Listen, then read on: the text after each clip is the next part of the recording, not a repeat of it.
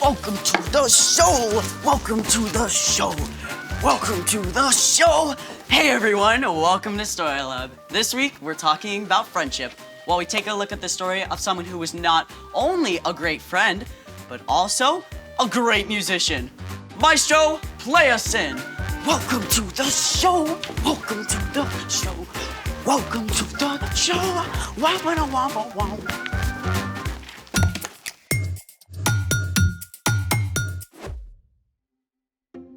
Hey, I'm Skylar. And I'm Sebastian. Sebastian, what's taking so long?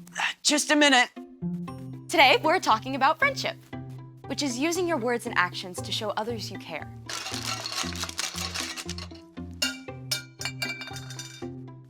You okay? No worries. Normally, Sebastian and I would be out here together, but Sebastian promised he was putting together something really awesome and fun. Working on it. Just like how he promised he'd be out here to help me host. Sebastian, you better not be goofing off. I would never. How did that get back there? Sebastian! Okay. Ta-da! Sebastian has promised something awesome. Sebastian has delivered. That's your awesome surprise? No, this is phase 1 of my awesome surprise. The cart of mystery. Ooh. It's mysterious, all right, but what is it? Yes. Is it something I can eat? No. Is it something scientific? There may be some science involved. Is it the Large Hadron Collider? The world's largest particle accelerator? I suppose that wouldn't fit underneath it. Just tell me what the surprise is.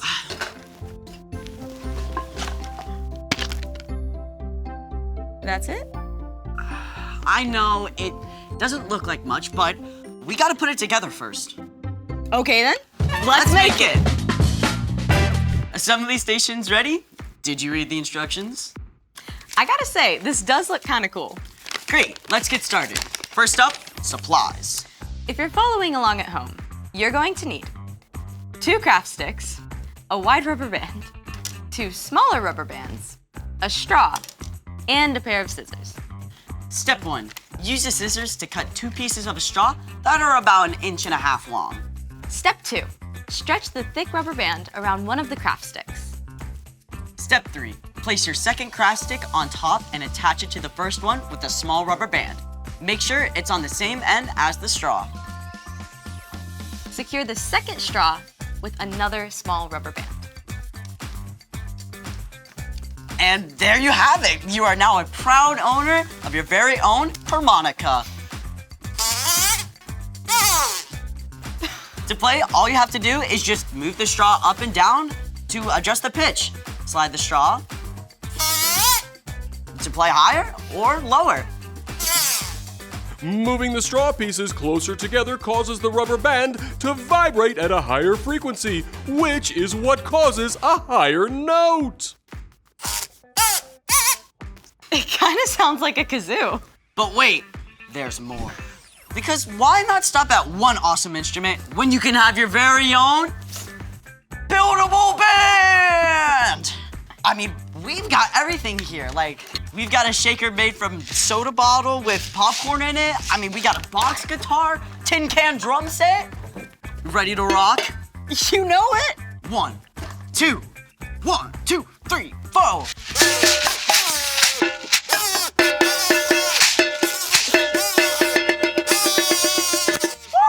Thank you, Story Lab!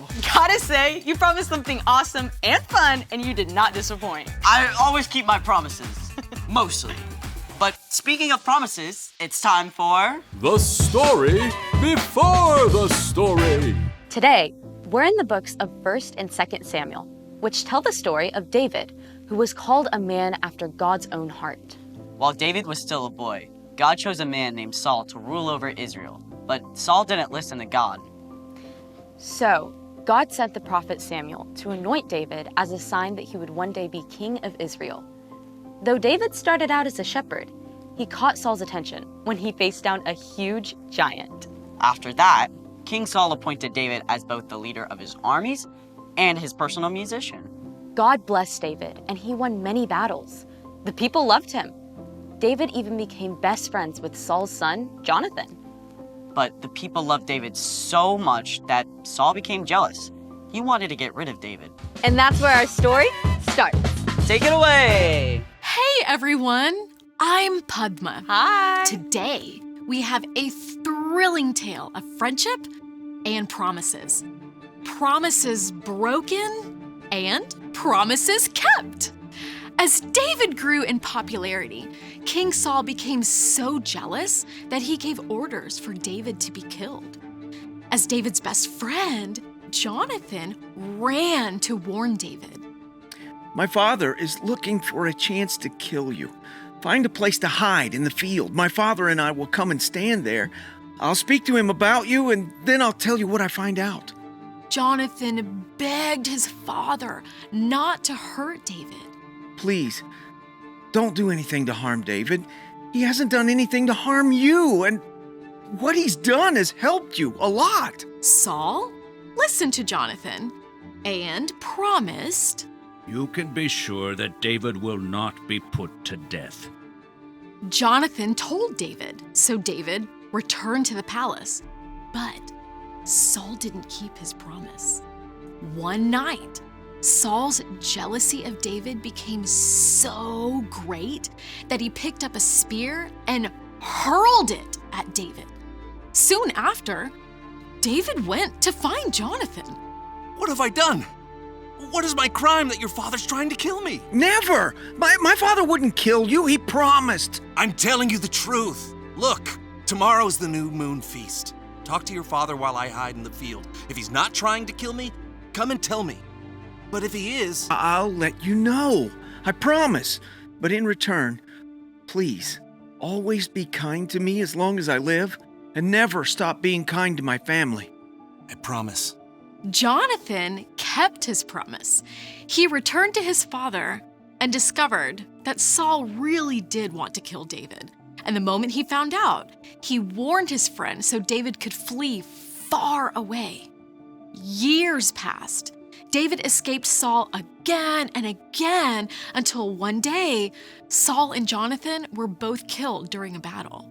David was heartbroken over the death of his best friend. He mourned for days, but eventually, David was made king in Saul's place. When David was king, he remembered the promise he made to take care of Jonathan's family. My friend Jonathan is gone. Is there anyone still left of his household? God has been very kind to me, and I would like to be kind to that person as well. Jonathan's son Mephibosheth is still alive. He's unable to walk because of an injury he received as a child. Bring him here, so I can keep my promise to Jonathan and show him the Lord's kindness. David had Mephibosheth brought to the palace and welcomed him with open arms. Who am I that you should pay attention to me? Don't be afraid. You can be sure that I will be kind to you because of your father, Jonathan. I'll give you all the land that belonged to your grandfather, Saul, and I'll always provide whatever you need. Some people looked down on Mephibosheth because he couldn't walk, but David made Mephibosheth a permanent member of his royal household, keeping the promise he made to his friend Jonathan all those years before. The end. Okay, that was pretty epic. I know, right? So, what's our part in the story? Well, to start with, we can remember how God has always kept promises to us. God promised to send us a Savior and then followed through by sending Jesus. And just as Jonathan and David kept their promises to each other, we can make sure to keep our promises to our friends as well. Keeping your promises helps build trust between you and your friends. It can help friendships grow. Right. Like, say you borrow a toy or a game from a friend and promise to give it back the next day. Make sure you don't accidentally leave it at home. Speaking of, here's the pen you lent me. Thanks. Or say you promise to let your friend pick the next game when you guys play together.